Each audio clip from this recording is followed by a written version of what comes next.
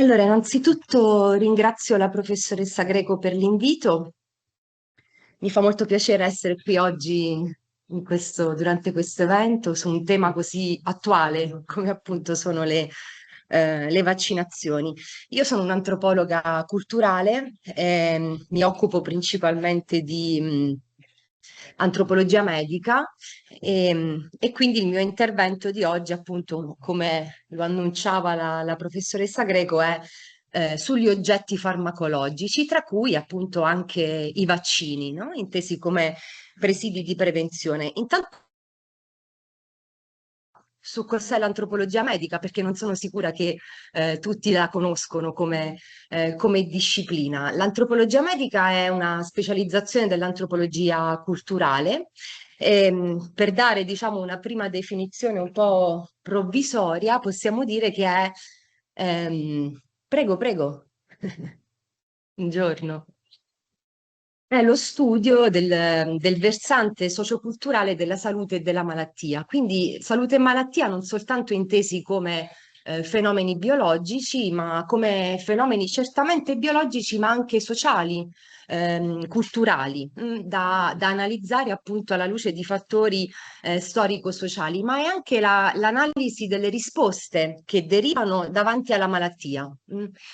Quindi come nei diversi contesti socioculturali si risponde appunto a un evento chiamato malattia, quindi quali sono le risposte che ne derivano sul piano dei comportamenti individuali e collettivi e anche delle strutture istituzionali entro cui queste risposte si situano, quindi i sistemi medici, no? La medicina, intesa come scienza, ma anche come campo di pratiche. Partiamo quindi dal presupposto che in tutti i contesti socioculturali la capacità di rispondere alla malattia e le modalità di definire la cura sono informate socialmente, sono informate a livello culturale. È una capacità quella di offrire una risposta di cura che non è mai lasciata al caso, non è mai lasciata alla spontaneità, perché in ogni contesto culturale, nel tempo e nello spazio, ci sono state determinate visioni sul corpo umano, sul funzionamento del corpo umano, così come sulla malattia. Che cos'è la malattia? Perché ci ammaliamo? Cosa accade all'interno del nostro corpo? Ma anche appunto delle visioni socioculturali su che cos'è l'essere in salute. O anche appunto sui percorsi di cura, perché alcuni sono ritenuti efficaci e altri meno, come si caratterizza anche la relazione di cura, quali sono i luoghi della cura, i mezzi di trasmissione dei saperi terapeutici e medici, sono tutti appunto elementi che risentono dei contesti socioculturali. Noi pensiamo alla medicina come una scienza, diciamo, oggettiva, appunto, no? Quindi neutra da connotati socioculturali, e invece non è così. E la storia della medicina, ad esempio della nostra medicina, della medicina che chiamiamo biomedicina, ce lo mostra molto bene come si è modificata nel tempo la scienza, e al tempo stesso l'antropologia culturale e quella medica ci mostra come vi sono tanti sistemi medici nel contesto anche contemporaneo, quindi tanti modi di rispondere davanti a ciò che noi definiamo in un determinato contesto socioculturale nei termini di malattia. Mm? Quindi, se vogliamo, appunto, l'antropologia medica nel contesto occidentale si occupa della nostra medicina. La nostra medicina che quindi è osservata e analizzata come una, no, dei tanti sistemi medici che si sono succeduti nella storia dell'umanità. È la medicina praticata nel contesto appunto occidentale, tecnologicamente avanzato, che appunto noi definiamo biomedicina. Perché biomedicina? Perché l'elemento fondamentale su cui l'azione della medicina si concentra è l'elemento biologico, quindi l'organismo, no? Ciò che accade all'interno dell'organismo umano, quindi inteso come struttura, come un insieme di organi interdipendenti in relazione funzionale, un composto appunto da una struttura cellulare, e quando appunto ci ammaliamo la medicina, la biomedicina va a cercare cosa accade in questa dimensione, no? Nell'organismo, non la cerca nel corpo. il problema, no? Il corpo inteso come strumento attraverso cui noi facciamo esperienza del contesto socioculturale e quindi anche il mezzo attraverso cui io sono in relazione con gli altri e con il mondo esterno.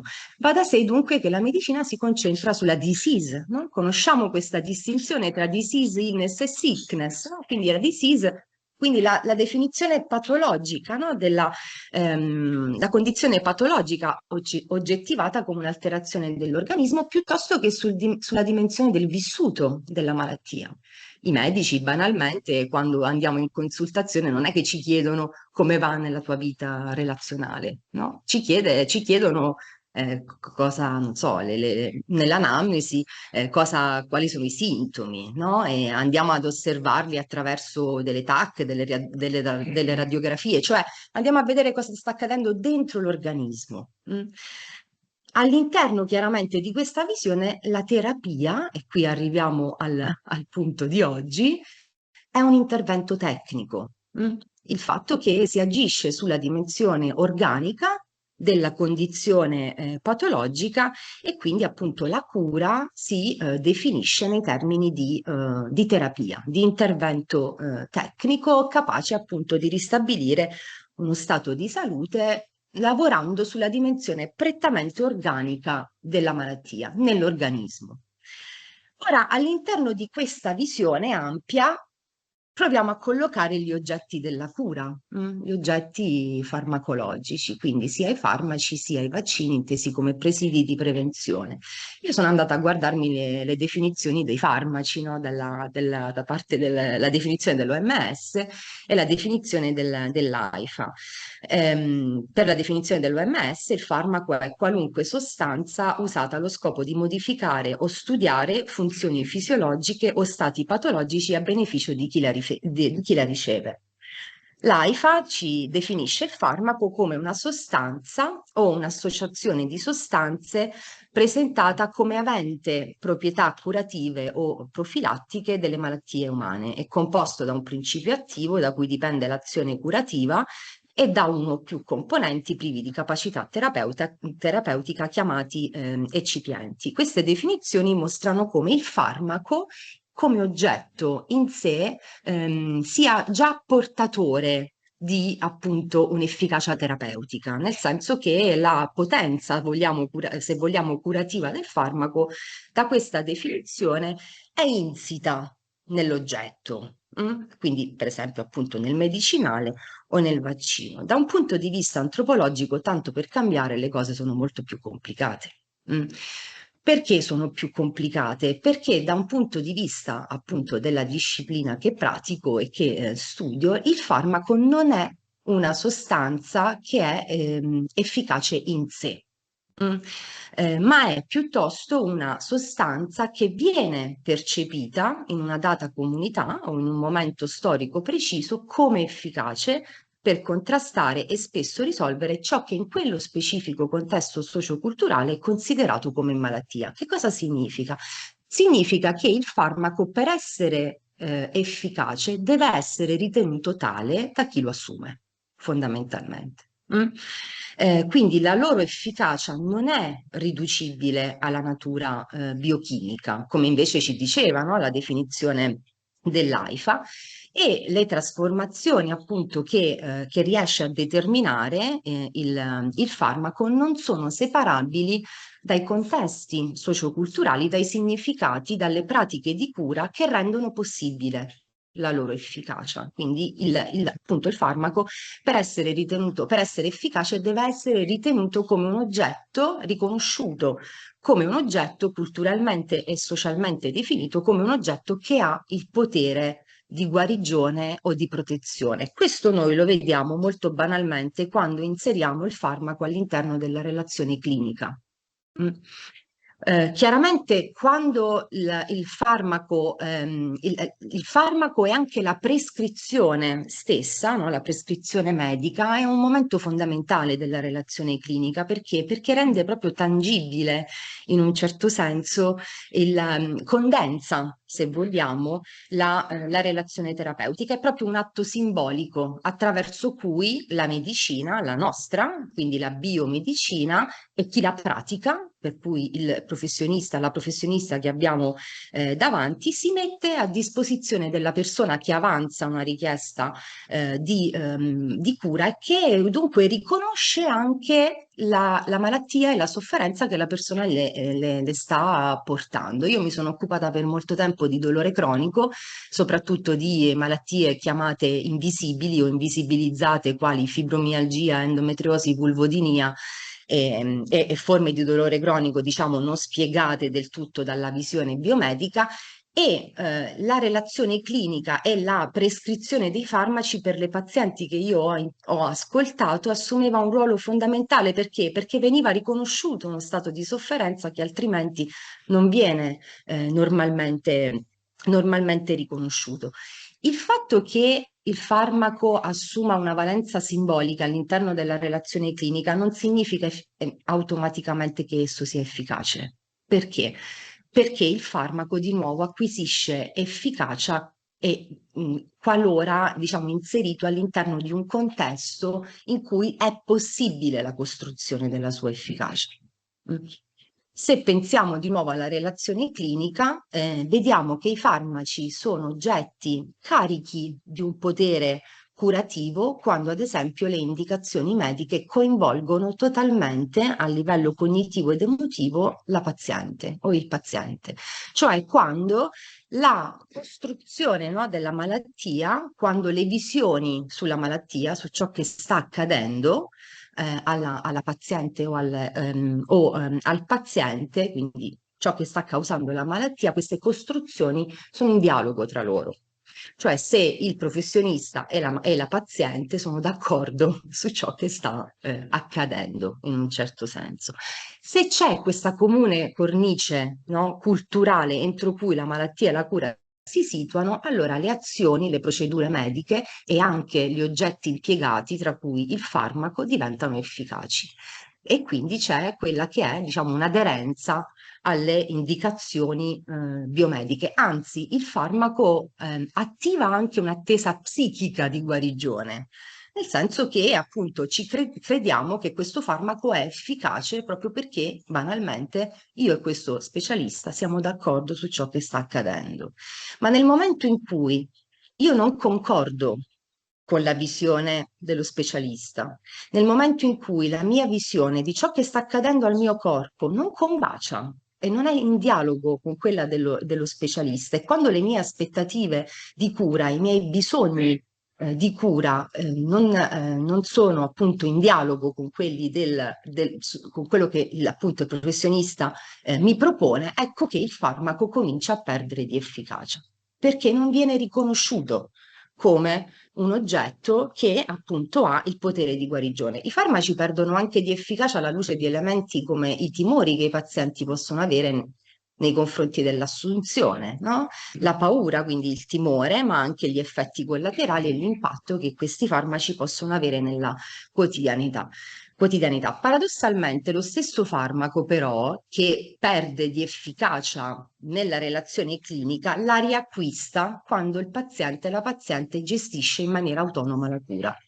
Quando quindi, ad esempio, il potere appunto curativo dei farmaci riemerge alla luce, diciamo, della gestione autonoma dell'assunzione dei medicinali. E anche qui vi riporto l'esempio delle persone con dolore cronico con cui mi sono confrontata in questi anni e che iniziavano proprio perché soffrono di una malattia cronica, che quindi conoscono nel tempo, sviluppano dei saperi, sviluppano delle competenze sulla propria malattia e sulla gestione della propria malattia, cominciano a gestire autonomamente la terapia.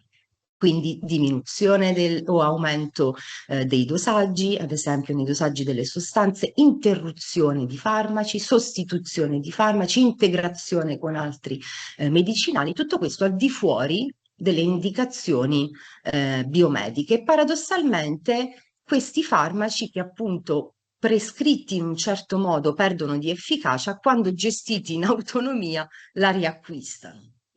Perché diventano più efficaci, perché dipende molto da la gestione appunto quotidiana di una terapia, che può essere anche debilitante, ma soprattutto dipende dagli effetti che le persone registrano sul proprio corpo e sull'andamento della malattia. Quindi il farmaco è un oggetto ambiguo che cambia di significato, che vede quindi la sua efficacia aumentare o diminuire.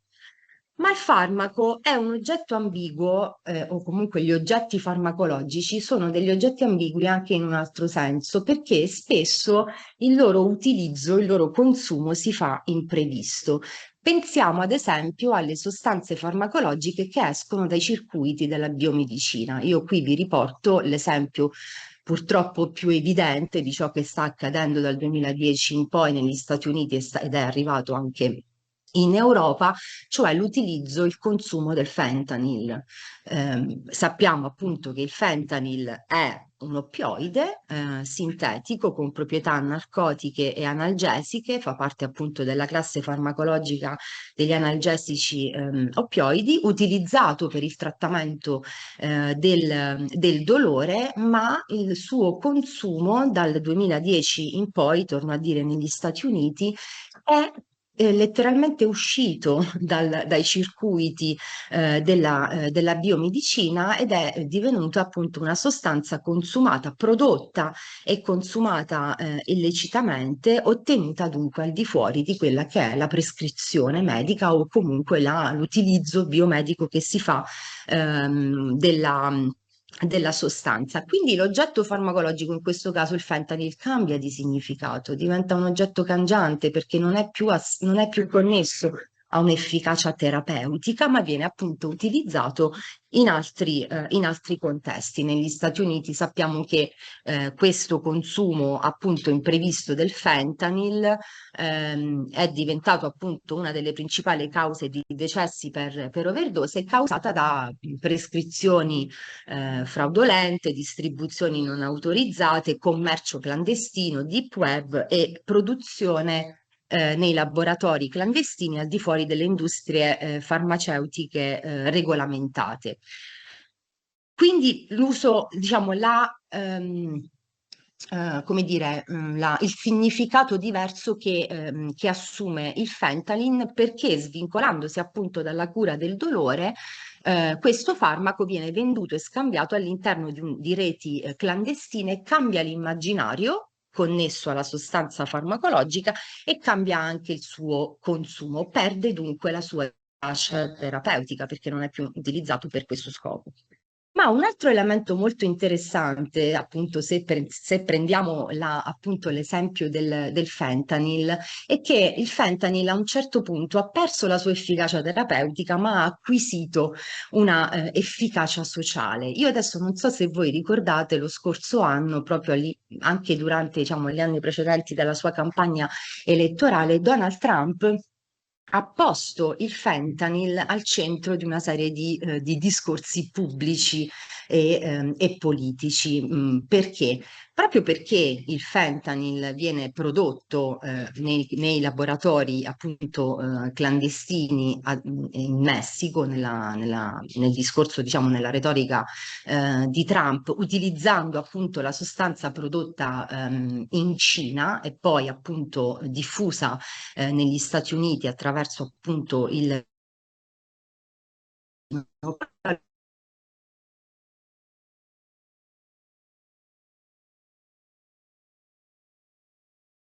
elettorale per quanto riguarda la gestione dei flussi della migrazione irregolare, perché Donald Trump appunto sosteneva che la diffusione, diffusione del fentanyl negli Stati Uniti fosse la gestione la mala gestione dei flussi della migrazione irregolare, quindi clandestini, così come lui li definiva, che entravano dal Messico e portavano con sé molte dosi di fentanyl per appunto diffonderle nel contesto statunitense. E questo è stato un elemento importante per la campagna elettorale, ma successivamente quando poi durante i primi mesi, appunto a seguito dell'insediamento di Donald Trump, si è riparlato di fentanyl, e quando c'è stata la necessità di giustificare l'imposizione dei dazi nei confronti del Messico e della Cina.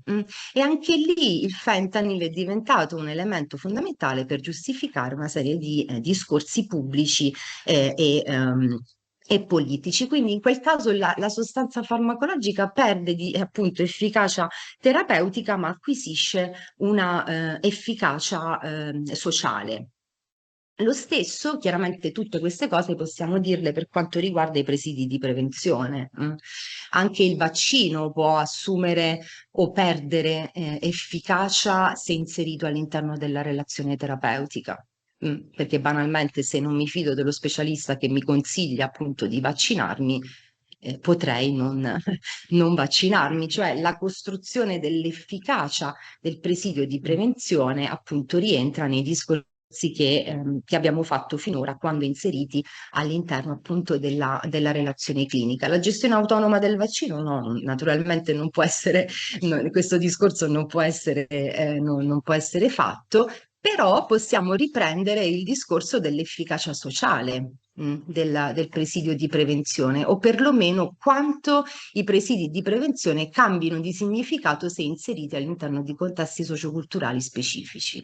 E qui vi riporto, diciamo, un po' l'esempio di quello che è successo durante il Covid, perché, diciamo, è l'esempio che abbiamo più vicino, è ciò che è accaduto pochi anni fa. Se pensiamo a ciò che è accaduto in due contesti appunto territoriali, socioculturali diversi, tra cui appunto tra quello cubano e quello europeo, e in particolare italiano, vediamo che la ricezione appunto e i processi di costruzione dell'efficacia del presidio di prevenzione sono stati fortemente dipendenti dal contesto in cui questi oggetti sono stati distribuiti e consumati.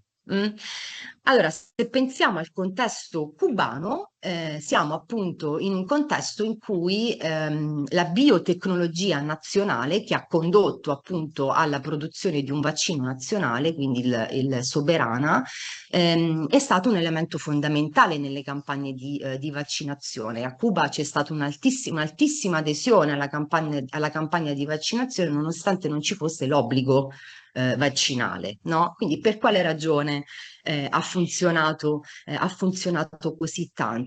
Perché dipende dalla visione che i cubani hanno del sistema sanitario nazionale e dello Stato, fondamentalmente, e soprattutto da come è stata prodotta, appunto, da come è stato prodotto il presidio di prevenzione. Innanzitutto, Soberana, connesso appunto alla biotecnologia nazionale, è stata una vetrina che ha consentito, no, di proiettare Cuba in uno scenario globale come indipendente dalle scelte delle compagnie diciamo, farmaceutiche dei governi occidentali. Quindi appunto, no, una vetrina è un motivo di orgoglio in un contesto che conosciamo tutti, appunto profondamente invece segnato da una serie di dinamiche che invece rimandano appunto all'Occidente.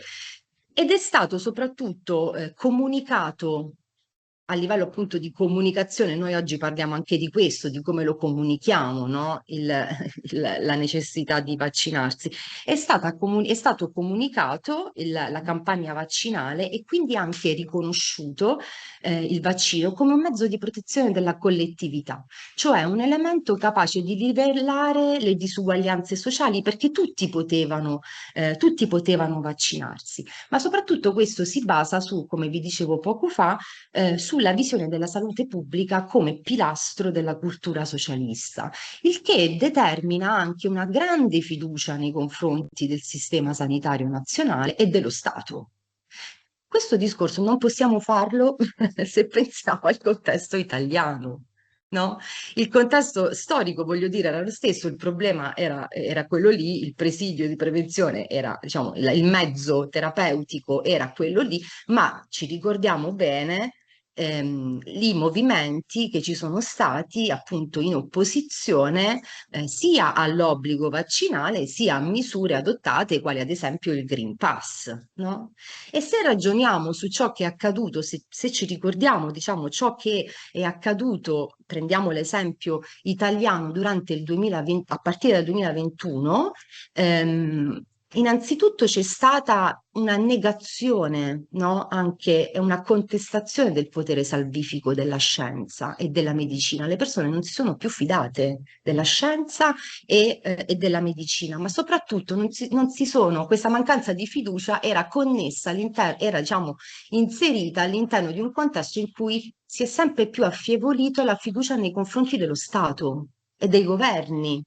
E questa mancanza di fiducia verso le istituzioni, questa mancanza appunto di fiducia ha informato, se vogliamo, i processi di opposizione alla campagna vaccinale. Tutto questo per dire che cosa? Che il vaccino è stato in questo caso un mediatore simbolico della relazione tra cittadini e Stato e all'interno di questa relazione che la costruzione o la negazione della sua efficacia si sono no, manifestati. Quindi tornando un po' a ciò che dicevamo all'inizio, non può esistere un oggetto farmacologico puro che precede la sua socializzazione e interpretazione.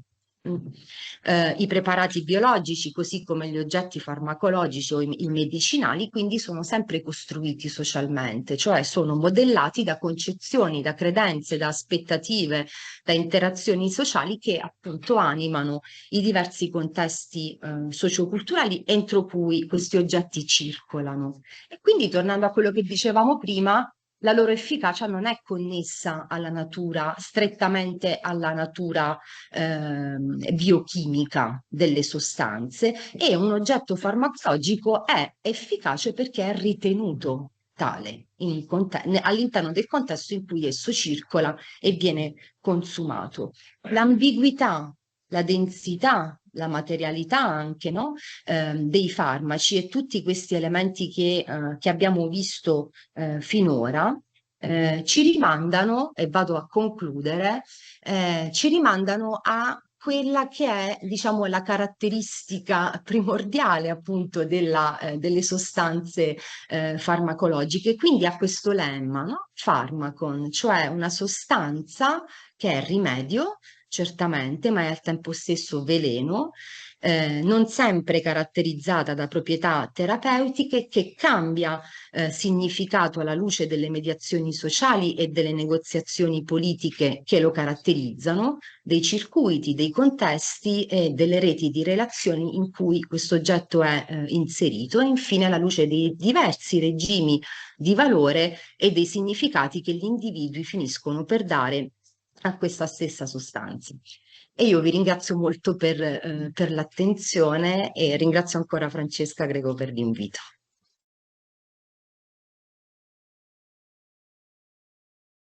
Allora, ringrazio intanto Francesca per avermi coinvolta in questa collaborazione che dal nostro punto di vista, oltre che nuova, perché è la prima volta che ci confrontiamo con questo mondo della comunicazione in cui noi operatori sanitari siamo un po' scadenti, nel senso che non abbiamo una formazione specifica e non abbiamo tante competenze, e questo forse anche si traduce in risultati che potrebbero essere migliori di quello che sono, di quello che facciamo.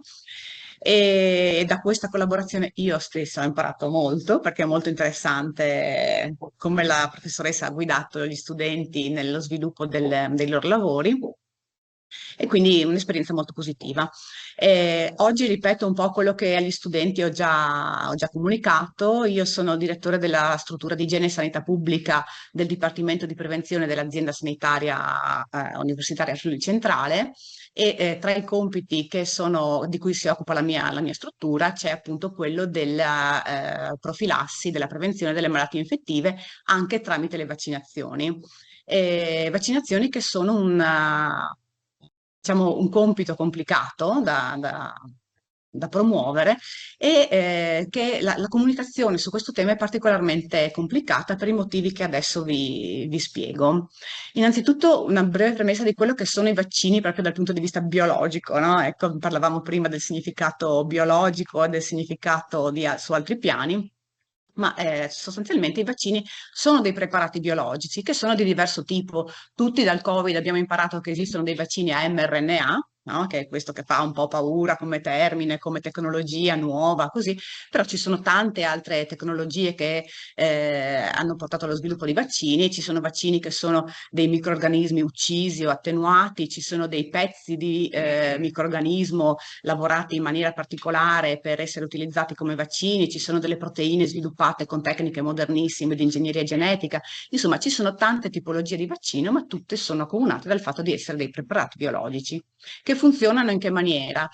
Questi vaccini vengono somministrati alle persone, il più delle volte tramite un'iniezione intramuscolo, sottocute, intradermica, ma possono esserci anche vaccini che vengono somministrati per bocca, no? Per via orale. Fatto sta che questi vaccini agiscono simulando il primo contatto con un agente infettivo che sarebbe in grado di darci una malattia. Quindi questi vaccini simulano un contatto con l'agente patogeno, ma non ci danno la malattia.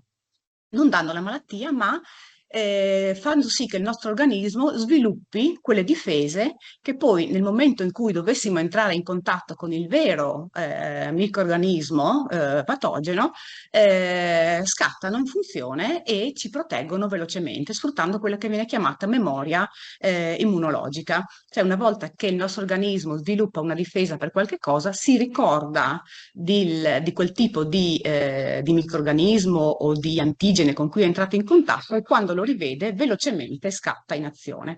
Per cui il vaccino ci prepara a una difesa che nel momento in cui serve entra in funzione. Oggi parliamo soprattutto di malattie della prima infanzia, no? Il nostro interesse, quello su cui anche i ragazzi hanno lavorato, sono le vaccinazioni nei bambini al di sotto dei 2 anni di età. Qui vedete che sotto i 2 anni, quindi fino a qui, abbiamo quelle che sembrano tante vaccinazioni. In realtà tutte queste qui, che vengono fatte al terzo mese, al quinto mese, all'11° mese, sono un'unica vaccinazione che si chiama esavalente, che contiene e protegge nei confronti di 6 diverse malattie, tra cui anche malattie mortali come il tetano, la pertosse, no? Quindi malattie anche molto gravi. Quindi abbiamo questa esavalente che consta di 3 dosi nel primo anno di vita sostanzialmente e poi abbiamo un'altra vaccinazione molto importante che è l'antimorbillo, rosolia, parotite e varicella che protegge contro altre 4 malattie, anche queste molto gravi, che molti di voi non conoscono perché proprio grazie ai vaccini non ne vediamo più così tante.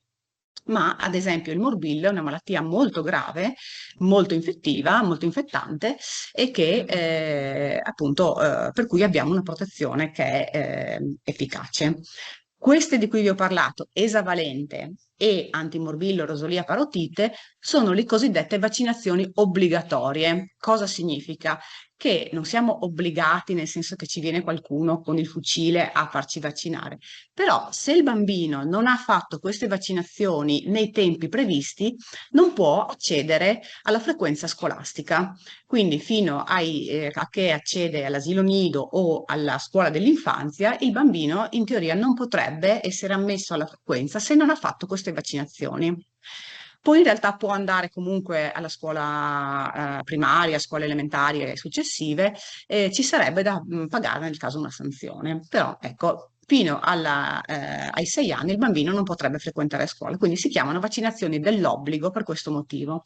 Poi ci sono altre vaccinazioni che non sono obbligatorie in questo senso, ma sono fortemente raccomandate, perché dal punto di vista sanitario sono estremamente importanti, che sono ad esempio le vaccinazioni contro la meningite. Ci sono 2 tipi di vaccino contro la meningite, è un vaccino anche quello, diciamo, fondamentale, perché la meningite è una patologia mortale, meningite batterica, e non così sconosciuta, non così infrequente. Abbiamo tutti sentito parlare un mese e mezzo fa più o meno di un focolaio di meningite batterica di tipo B che è diciamo, esploso nel Regno Unito, in Inghilterra, e di cui alcuni casi sono arrivati anche da noi, con la morte in Inghilterra di almeno 3 ragazzi adolescenti e a un'altra trentina di casi che sono stati ricoverati in gravi condizioni, e anche da noi ci sono stati dei casi gravi di questa patologia.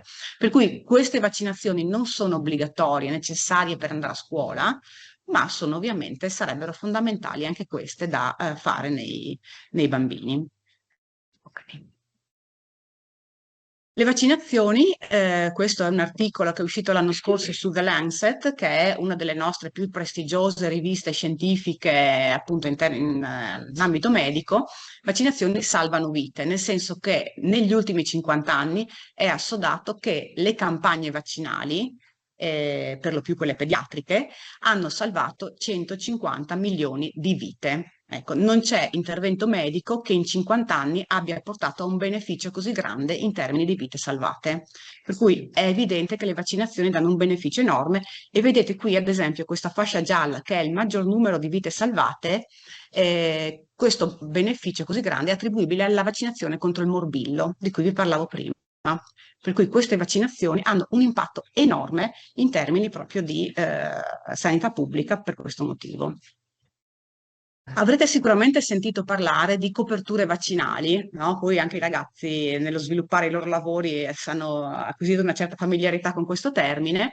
È importante parlare di coperture vaccinali perché che sono la quota di popolazione che noi riusciamo a vaccinare. Perché è importante valutare questa quota di popolazione? Perché se noi vacciniamo tanta popolazione, questa popolazione diventa immune e l'agente patogeno non riesce più a circolare nella popolazione. No? Vedete qui l'esempio: se sono tutti vaccinati, le pecorelle bianche, se c'è un virus o un batterio che deve circolare e le persone sono tutte protette, l'agente patogeno non circola più. Per cui dovessero esserci anche alcuni elementi del gruppo che non riescono a essere vaccinati per qualche motivo, spesso medico, questi anche risultano protetti. Da qui discende che molte vaccinazioni hanno un effetto benefico per chi le fa direttamente, ma anche per la comunità, perché più persone vacciniamo e più tutta la comunità è protetta. Questa si chiama immunità di gruppo o di gregge, no? Per molte delle malattie per cui abbiamo i vaccini, questo livello di protezione si raggiunge quando almeno il 95% della popolazione risulta immune, quindi vaccinato. Okay? Quindi questo 95% è una soglia a cui noi tendiamo per proteggere tutta la popolazione. Non è un capriccio che noi abbiamo, ma è giustificata appunto da questo obiettivo. E nella nostra azienda sanitaria, ahimè, abbiamo un problema, no? Quindi l'azienda sanitaria ASUFC è un'azienda sanitaria abbastanza grande che serve una popolazione di poco più di 500.000 di abitanti. È ampia territorialmente, nel senso che si estende dalla montagna friulana fino al mare per una superficie di circa 5.000 km², e ogni anno nascono, sempre meno, ahimè, bambini, sono poco meno di 3.000 nati ogni anno.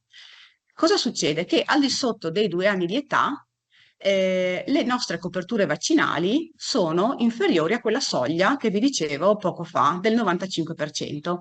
Quindi per quelle vaccinazioni che abbiamo chiamato obbligatorie, siamo sul 92-93%, che non è pochissimo, però stiamo sotto la soglia. E mentre per le vaccinazioni che sono solo raccomandate, siamo ancora al di sotto, quindi il 90%. Cosa significa questo? Che se ci arriva un caso di morbillo nella nostra comunità, i nostri bambini si potrebbero ammalare, qualcuno di loro, e si potrebbero ammalare se arriva un caso di meningite, perché a questo punto non abbiamo una copertura di popolazione sufficiente per fare in modo che questi agenti patogeni non circolino. Okay? Questo desta in noi una certa preoccupazione. Come operiamo? Questo ho dovuto spiegarlo un po' anche ai ragazzi perché potessero poi sviluppare i nostri piani di comunicazione, i nostri lavori, no? Allora, nella nostra azienda cerchiamo di garantire, intanto le vaccinazioni sono offerte, quelle che vi dicevo, gratuitamente, che per noi è un po' scontato, ma non è così garantito in tutto il mondo che le vaccinazioni siano offerte gratuitamente. Quindi già questa è una cosa insomma molto buona. Nella nostra azienda cerchiamo di essere prossimi alle persone. Abbiamo visto azienda molto grande che si estende su un grande territorio. Abbiamo comunque 14 punti vaccinali che garantiscono una discreta prossimità alle persone. Una criticità di questo è che sì, siamo molto presenti sul territorio, ma chiaramente non riusciamo ad andare incontro in tutto e per tutto alle esigenze delle famiglie, nel senso che gli orari di apertura sono quelli convenzionali, non abbiamo aperture serali o nel fine settimana perché non le possiamo ovviamente garantire. L'invito avviene tramite l'invio a domicilio di una lettera cartacea che contiene l'indicazione di quali vaccinazioni sono consigliate in quel momento e un orario e data di appuntamento.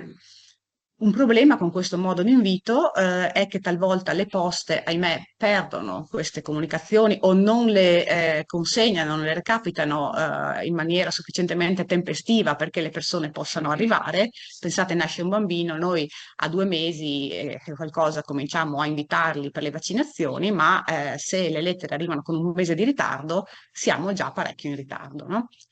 E poi c'è un po' questa barriera linguistica, linguistico-culturale, direi, per cui non tutti capiscono che quella lettera che arriva a casa contiene un invito ad una, diciamo, prestazione sanitaria che per il bambino è estremamente importante, per cui non tutti, appunto, neanche forse tutti aprono questa lettera. Noi facciamo certamente un richiamo telefonico delle persone che non si presentano per capire come mai non sono venuti, però talvolta ci manca il numero di telefono delle persone e alle volte le persone deliberatamente non rispondono. Dopo la prima volta si segnano il numero e non rispondono più. Ci sarebbe anche, c'è un iter di legge che prevede che poi dopo questi tentativi noi inviamo 2 raccomandate proprio a casa alle persone per essere sicuri che abbiano ricevuto, che è nostro dovere provare a proteggere questi bambini, per cui noi dobbiamo dimostrare anche di aver fatto di tutto per raggiungerli. La prima raccomandata invita le famiglie a un colloquio, la seconda raccomandata le invita di nuovo a portare il bambino per la vaccinazione. Questa modalità chiaramente è un po' fredda, nel senso che non è una modalità che dal punto di vista relazionale ci rende empatici rispetto alle famiglie, quindi è, diciamo, formalmente adeguata dal punto di vista legale, ma sicuramente non empatica, e comunque anche con le famiglie che vengono a colloquio, non sempre noi sanitari abbiamo gli strumenti adeguati per una comunicazione veramente efficace, perché noi siamo convinti del messaggio che diamo. Cioè, abbiamo tra le mani quello che secondo me è un ottimo prodotto, ecco, dicendola così, molto valido e che ci sentiamo assolutamente di raccomandare, ma non sempre lo sappiamo trasmettere questa nostra convinzione. Poi esiste una vigilanza sull'obbligo scolastico, noi collaboriamo con le scuole facendo presente che chi non è in regola con le vaccinazioni non può frequentare, ma questi obblighi non sono uniformemente, diciamo, applicati in tutto il contesto regionale. E abbiamo una collaborazione con i pediatri di libera scelta che invece, a differenza delle nostre possibilità, hanno molta più vicinanza con le famiglie e possibilità di interagire anche a lungo per spiegare, insomma, l'importanza delle vaccinazioni. Tuttavia abbiamo riscontrato che c'è un'ampia variabilità anche tra i pediatri, che sono tanto diversi tra loro, per cui non sempre questa collaborazione dà i risultati sperati in termini di aumento delle coperture. Qualche altra nota che tenevo a far sapere, insomma, e che ho già detto in precedenza agli studenti, ma che ribadisco, è che comunque più di 9 famiglie su 10 già vaccinano i loro bambini, per cui la stragrande maggioranza delle famiglie non ci pensa nemmeno, cioè viene a vaccinare i bambini, sa che va bene farlo, si fida di noi e viene senza problemi, per cui quelli su cui dobbiamo lavorare sono quel meno del 10% sostanzialmente che per qualche motivo non viene. Sono pochissimi i bambini che non possono essere vaccinati per motivi sanitari, quindi non è motivo sanitario che la vaccinazione è pericolosa per questi bambini che può giustificare quel 7-8% di mancanza di vaccinazione. I casi non vaccinabili sono veramente pochi. come sono pochi anche gli effetti avversi gravi. Lo shock anafilattico, che è l'effetto più temibile che possiamo immaginare, si verifica in un caso su 1 milione di dosi somministrate, che è più o meno come la possibilità di essere colpiti da un fulmine in un certo anno. Ecco, magari oggi è una giornata particolarmente probabilità un Sì, po' più esatto. alta, ma insomma, È il momento peggiore per diciamo, dirlo. ecco, non avevo immaginato, non avevo visto le previsioni del tempo, però insomma è un evento molto raro, non è che ci sogniamo di non andare in giro o che, non so, ci sembra un A evento. organizzare convegni, Ecco. suggerivano. Però ecco, anche in caso dovesse verificarsi questo effetto avverso, a differenza del fulmine che non siamo preparati, ci coglie e ci lascia secchi, diciamo, dovesse verificarsi uno shock anafilattico nei nostri ambulatori, siamo formati per far fronte, abbiamo i farmaci che servono per reagire. C'è una sala d'attesa post-vaccinale in cui invitiamo le persone a soffermarsi per circa un quarto d'ora, 20 minuti, e nel caso succedesse qualcosa, questa attesa serve proprio per soccorrere le persone, per cui anche dovesse verificarsi questo effetto, appunto, noi lo sappiamo gestire. Al contrario, la frequenza di effetti avversi in caso di malattia reale, per alcune di queste malattie, sono molto più frequenti, perché ad esempio l'encefalite da morbillo si verifica in un caso su 1.000. Un caso su 1.000 che, diciamo, se voi lanciate 10 monetine, è la probabilità che vengano tutte testa. Allora, ci dite, non è così facile, però non è neanche così difficile, nel senso che se andate a casa e lo fate 1.000 volte, 1.024 per la precisione, una volta vi viene fuori questa combinazione. Quindi non è proprio così raro, no? E pensate, abbiamo 3.000 nascite all'anno, significa che se noi non vacciniamo i bambini, ci viene un focolaio di morbillo e tutti i bambini prendono il morbillo, 3 muoiono per encefalite. Questo significa. E per dirla anche, non so chi di voi siete un po' troppo grandi, però insomma c'è questo scrittore per l'infanzia, Roald Dahl, molto famoso a livello insomma, internazionale, che è l'autore delle streghe, il GGG, ecco, cose di questo tipo. Nel 62 ha perso una figliola di 7 anni per morbillo, non c'era il vaccino allora, e lui ha scritto una bellissima lettera, che è uno scrittore per cui scrive anche molto bene, ma è estremamente toccante, in cui riporta proprio l'evoluzione di questa malattia, in cui lui ha perso questa bimbetta sotto i suoi occhi praticamente. E lui conclude dicendo: adesso, l'ha scritta più tardi, le famiglie possono pretendere che i loro figli vengano vaccinati per il morbillo, no? Io non ho avuto questa possibilità. Adesso le famiglie non pretendono, non vogliono vaccinare, che è veramente, diciamo, strana come reazione. Cosa ci esce infatti dai colloqui con queste persone che non vogliono vaccinare i bambini o esitano? Allora, innanzitutto quello che emerge sempre è paura. Paura di cosa? Paura di danneggiare il proprio figlio, che nel momento in cui ce lo portano è un figlio sano. È un figlio sano, talvolta è l'unico figlio che c'è, per cui la grande paura che fare qualcosa a un bimbo sano possa danneggiarlo. C'è un problema anche di responsabilità delle scelte. Molto spesso questi genitori non riescono a scegliere per il loro bambino, hanno così paura che piuttosto che scegliere loro di fare una vaccinazione con il rischio che poi questa vaccinazione causi un danno, preferiscono non scegliere, non vaccinare, con quella che poi dovesse verificarsi la malattia. Non l'ho voluto io, la malattia non dipende dal caso, dal destino, non dal genitore. Poi c'è una sfiducia nel sistema sanitario, perché chiaramente, soprattutto dopo il Covid, abbiamo visto che questo ha generato molta sfiducia. Si pensa che il sistema sanitario sia corrotto, non faccia gli interessi della popolazione ma delle ditte farmaceutiche. Insomma, non si è capito che veramente lavoriamo per le persone e non farmaceutiche, non abbiamo nessun interesse in tal senso. Si è persa la consapevolezza della gravità delle malattie, no? Proprio grazie ai vaccini certe malattie le vediamo molto raramente adesso, per cui le persone non si rendono conto che se viene un'epidemia di morbillo sono cavoli, no? E se le coperture continuano a calare così come sta succedendo, ne vedremo. Casi di morbillo ne abbiamo ancora adesso da noi, ci sono tornati.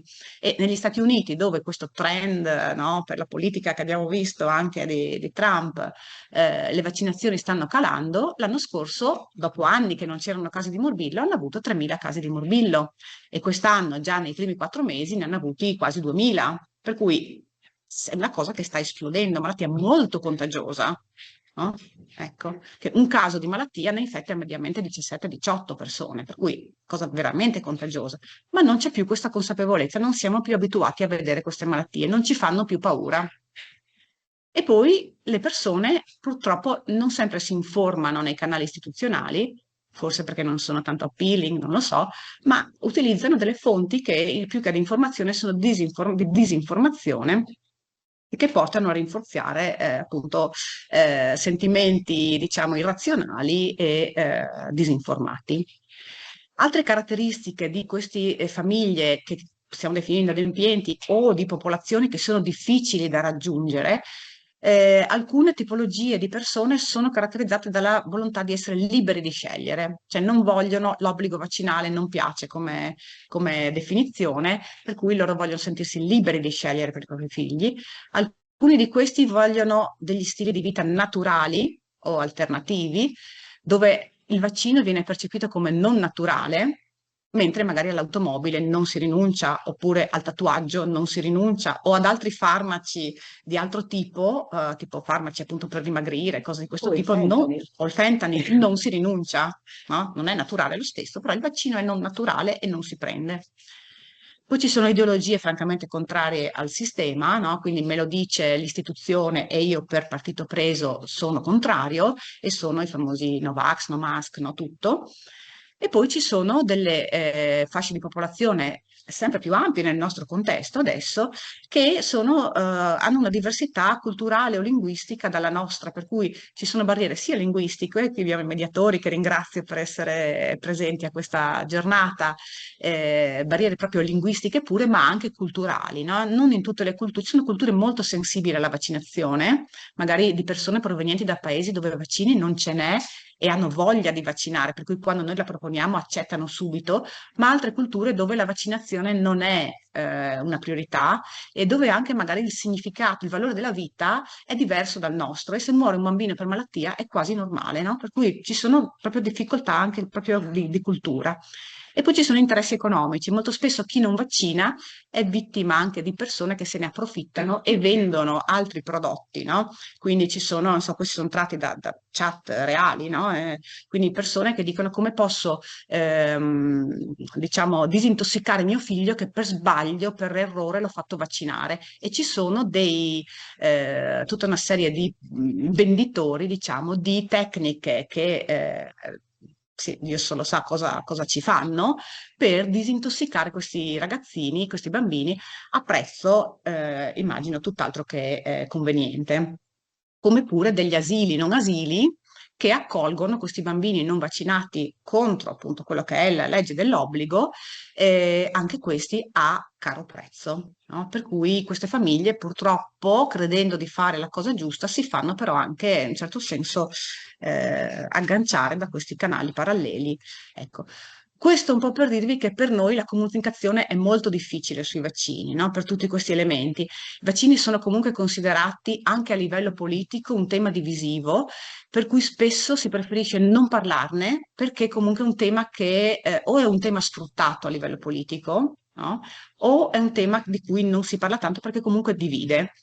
E molto spesso i toni delle conversazioni, delle discussioni, anzi sui vaccini, sono molto accesi, no? Questo è sempre tratto da una chat in cui questo genitore, non lo so, si rivolge nei nostri confronti come bestie, ammazzarli bisognerebbe, iniettano veleni nei nostri angioletti, li odio, quindi sentimenti molto duri, molto forti, cioè bestie sataniche, cioè le persone qui sono Sei molto l'aria però. io magari no, però i colleghi qui per niente, per cui ecco, veramente dei sentimenti di pancia molto molto forti, no? Toni molto accesi.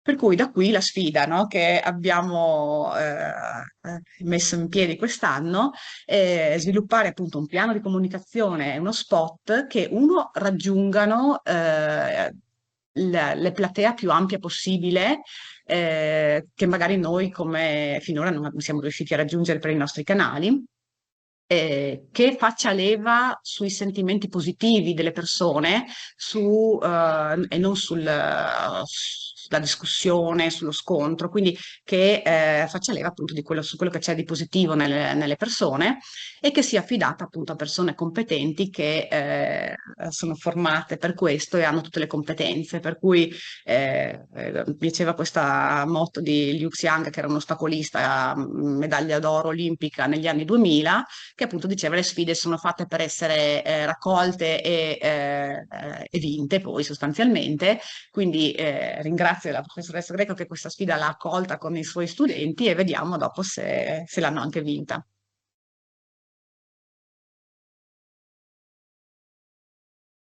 Allora, il sentiment sui vaccini, qual è l'idea? L'idea è che le nostre, diciamo, il progetto, come è stato detto, nasce diciamo, dall'idea che una strategia di comunicazione efficace non è il semplice passaggio di informazioni, è molto di più. In realtà ci sono degli aspetti, sì, valoriali, ma diciamo che ci sono degli aspetti che riguardano le nostre aspettative, ciò che noi consideriamo realtà. In realtà la comunicazione, diciamo, l'intervento della dottoressa Moretti ve l'ha molto messo bene in chiaro, no? Cioè il senso che noi attribuiamo a quanto ci accade dipende da qual è stata la nostra esperienza passata in realtà, ok? Quindi quando noi decidiamo, facciamo anche delle scelte di salute, queste scelte di salute non dipendono esclusivamente da un ragionamento razionale. Qualcuno in qualche scienza vige la regola no? dell'attore razionale. In realtà fatemene vedere uno. Pensateci a quante volte dobbiamo prendere delle scelte molto importanti e una parte della nostra scelta viene dalla nostra pancia, no? Cioè dalle nostre emozioni. Allora l'idea è di organizzare una comunicazione che una comunicazione efficace riesca a toccare anche le corde emotive delle persone, cioè riesca a comprendere quali sono gli aspetti emotivi che li muovono, e non intendo emozioni come paura, rabbia, ma emozioni come l'interpretazione che noi diamo, quello che dicevamo prima, no? Cioè la differenza tra vaccinarsi o non vaccinarsi, cioè scegliere o non scegliere, che emozionalità è collegata all'aspetto della scelta. Prima parlavamo di responsabilità, ma la responsabilità non è priva di emozioni. Un tempo, per esempio, la responsabilità veniva associata all'orgoglio. Sono orgoglioso di poter essere responsabile. Oggi siamo proprio sicuri che la dimensione della responsabilità attragga questo, diciamo, evochi questo tipo di emozionalità? Magari evoca molto di più la questione della diffidenza, la paura, il desiderio di non essere, diciamo, di non dover scegliere all'interno di un contesto che noi non consideriamo così controllabile. In fondo, se ci pensate, chi deve fare la scelta se vaccinarsi o meno, gli viene data la responsabilità di scegliere, ma allo stesso tempo non gli vengono date le competenze. Prima questa cosa funzionava perché noi delegavamo questo aspetto a terzi. C'era qualcuno che sceglieva per noi e noi ci affidavamo, ci mettevamo nelle sue mani. Ma questa è una dimensione emozionale. Pensate a tutte quelle situazioni in cui noi ci affidiamo ai nostri cari. I nostri cari si affidano a noi. È una dimensione emozionale, la presa in cura, la cura, non sono dimensioni neutre. Abbiamo visto come sono dimensioni sociali, culturali, ma anche sono aspetti che organizzano la comunicazione, organizzano le relazioni, organizzano le scelte.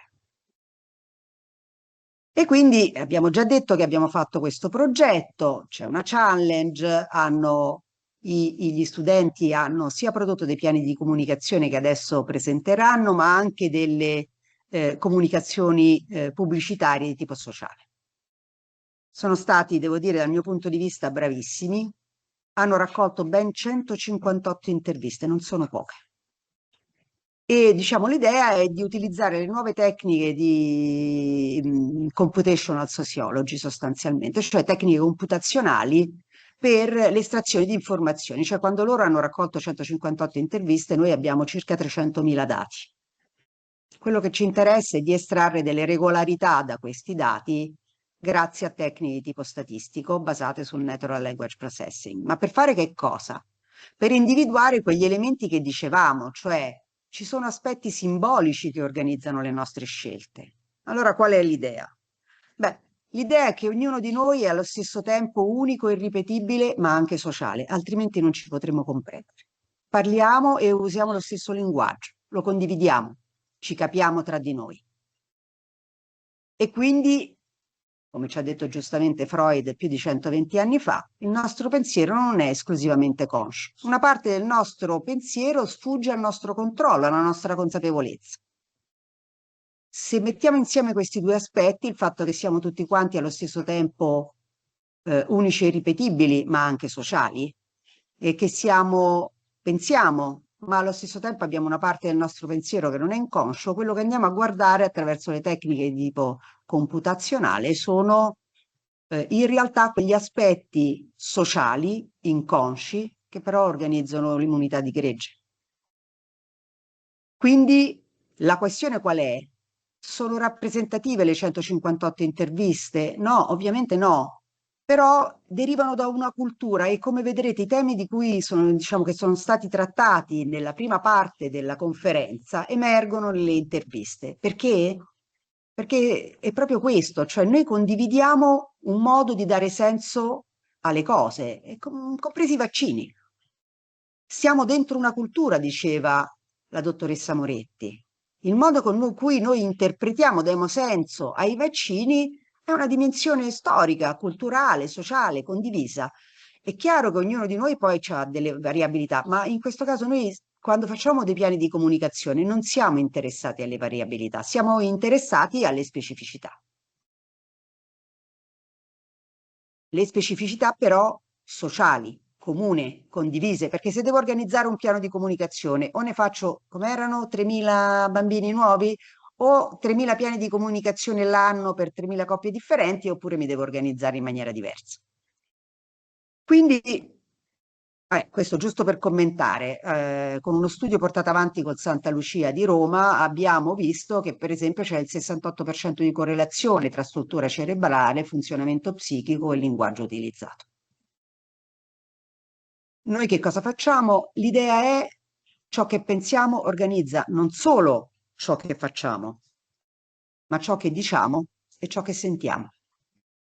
Quindi se analizziamo la comunicazione possiamo ipotizzare o inferire, se volete, quelli che sono gli elementi che organizzano il nostro pensiero per produrre una comunicazione che eviti la dissonanza cognitiva. Che cos'è la dissonanza cognitiva?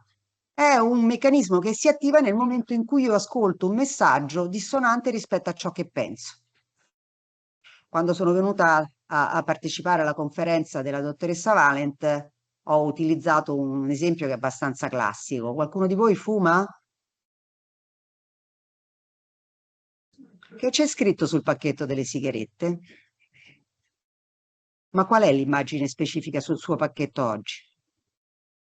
Non lo sa, perché si attiva la dissonanza cognitiva. Nessuno lo sa, nessuno lo guarda più. Questo è uno dei motivi per i quali quando organizziamo dei piani di comunicazione di tipo sociale, dove vogliamo promuovere un certo tipo di comportamento o promuovere il fatto che questo comportamento non venga effettuato, tipo non fumare, è inutile utilizzare la dimensione della paura, la dimensione della vergogna, la dimensione del senso di colpa, perché si attiva la dissonanza cognitiva. E quindi poi le persone fanno 3 operazioni. La prima, se lo scordano, infatti noi non ci ricordiamo che cosa c'è scritto sui nostri pacchetti. La seconda, se insistiamo, guarda sul tuo pacchetto, te lo dici io questo non lo frequento più. Cioè, che cosa fate? Dopo 2 secondi state pensando, guarda un pollo. Ok? Quindi per essere efficaci, e se peraltro se insistiamo ulteriormente, modifichiamo il messaggio. Cioè reinterpretiamo ciò che ci è stato detto in modo che vada in sintonia con ciò che noi pensiamo. Quindi la logica qual è? Analizziamo la comunicazione e questa analisi ci serve per capire che cosa le persone ne pensano e quindi come organizzare e orientare in maniera efficiente, efficace il piano di comunicazione. Vabbè, hanno raccolto delle interviste, hanno dovuto, chiaramente noi per fare questo tipo di lavoro dobbiamo lasciare parlare l'altro, lasciarlo parlare liberamente. Il target ovviamente sono stati gli studenti universitari, se ci pensate sono i genitori del futuro, sono coloro che domani dovranno fare questa scelta, sono coloro che dovranno promuovere questa consapevolezza. Vabbè, questi sono dati statistici, abbiamo circa 300.000 dati, non vi annoio, abbiamo classificato circa il 90% dei testi. Che cosa è emerso? E qui vado molto rapida perché così poi passo la parola a quei chiacchieroni che stanno lì. Ce l'ho fatta! Ok, a parte scherzi, 3 sono gli aspetti centrali della comunicazione, cioè 3 sono gli elementi che organizzano fortemente la comunicazione, ma un po' li abbiamo visti. Il primo è l'informazione che riceviamo è legittima o illegittima? Chi ha diritto di dire che quell'informazione è vera o falsa? Pensateci, tutta la comunicazione, no? Il fatto che la comunicazione medica, la comunicazione della scienza, qual è il valore della comunicazione della scienza? Sta qua. E quindi si divide su 2 aspetti, cioè un aspetto centrale che organizza, diciamo, la comunicazione è proprio attorno a questo tema. Il secondo elemento è quello della scelta, ma ne abbiamo parlato prima, della questione della scelta. E viene fuori esattamente quello che è stato detto, cioè la scelta, lo ridico nelle parole del professor Ungaro, è stato eccezionale, implica una responsabilità ma anche un rischio. Quindi la scelta può essere delegata, la fai tu perché hai le competenze, o assunta, ho il diritto di farla io perché le competenze, perché le conseguenze sono le mie e quindi io ho diritto di sapere, cioè di scegliere se stare male o non stare male. Mi viene da dire, ahimè, perdendo di vista il fatto che magari qualcun altro può avere, insomma, se guido io che non ci vedo la macchina, è molto probabile che andiamo a sbattere. Ok? Però è un aspetto centrale e fa parte della comunicazione, è vero. E l'ultima parte è quella che riguarda gli attori, cioè noi come coloro che possono effettuare la scelta possiamo avere un ruolo passivo o attivo, cioè cercare informazioni, organizzarci, cercare di coordinarci, eccetera, oppure stiamo lì e aspettiamo che dal mondo arrivino le informazioni. La faccio molto breve, esistono 4 macro aree che emergono dall'intervista. La prima è quella del rischio, che si muove, circa il 25% diciamo, delle interviste stanno lì, che si muove tra diciamo, la mancata certezza, cioè le informazioni arrivano, ma io non sono sicuro di quale affidabilità queste possano avere, quindi il dubbio che arriva insieme all'informazione, e la trappola dei social, cioè quello che sostanzialmente dicono è che la carta stampata non se la legge nessuno. Oramai l'informazione arriva dai social, il che però, come ben sapete, implica tutta una serie di problematiche, ma anche implica la necessità di riflettere su come colonizzarla, cioè come occuparla, che cosa produrre, visto che in qualche modo esiste e c'è. Scusate, giusto per fare una richiesta, quanti di voi hanno WhatsApp sul telefonino? E si può pensare di vivere senza? Io lo faccio un mese l'anno, ma sarebbe complicato lavorare senza quello. Sono assolutamente d'accordo. Però è uno strumento utile che ormai è entrato a far parte della nostra pratica. Ok, il secondo aspetto è l'autodeterminazione. Ne abbiamo parlato poc'anzi, anzi i miei colleghi ne hanno parlato benissimo, ma è un aspetto che emerge dalle interviste e diciamo questo si muove, anche questo, 25% delle interviste si muove tra 2 aspetti, il bisogno di informazioni affidabili, che a questo punto sono io che mi cerco. E lì entra la dissonanza cognitiva, cioè le famose echo chamber. Io mi cerco l'informazione che va in linea con quello che penso io. Cioè il punto a questo punto non è quanto è affidabile l'emittente dell'informazione, ma quanto io sono in grado di trovare qualcosa che mi convince. E poi le soluzioni personali, ricette di cucina, farmaci fai da te, tutte quelle dimensioni, il biologico, il naturale, Tutti aspetti che rientrano nella nostra cultura, che oggi all'interno della nostra società sono aspetti centrali, anche come diceva la dottoressa Moretti, molto contraddittori a volte. Poi abbiamo un 20% quasi che sta sulla scelta. E qui era esattamente quello che diceva il professor Ungaro, cioè un aspetto è l'incertezza delle conseguenze, cioè che succede se io scelgo di vaccinarmi, cosa mi succederà dopo. E l'altro è un aspetto che richiamava la responsabilità, proprio il tema che avete fatto emergere, cioè è una scelta genitoriale responsabile, necessaria. Cioè io la devo fare, ma qui dentro ci sono anche spezzoni di frasi che in qualche modo evocano e sollecitano il fatto che qualcuno prova rabbia rispetto al fatto che c'è l'obbligatorietà vaccinale, perché viene percepita come una violenza. Infine c'è l'aspetto degli altri, cioè, scusate, è proprio qui che c'è l'aspetto legato alla responsabilità, cioè una scelta altruista. Io non lo faccio soltanto per me, lo faccio perché sto dentro una comunità e raggiungere l'immunità di gregge non riguarda solo me. E poi la fiducia della scienza, cioè chiedi al tuo medico. Cioè c'è ancora questo aspetto, esiste la fiducia nel professionista sanitario. Non è vero che non esiste. C'è, ma non è l'unico elemento della narrazione. Vi faccio notare una cosa che a me ha sorpreso. Quanti di voi si sono vaccinati?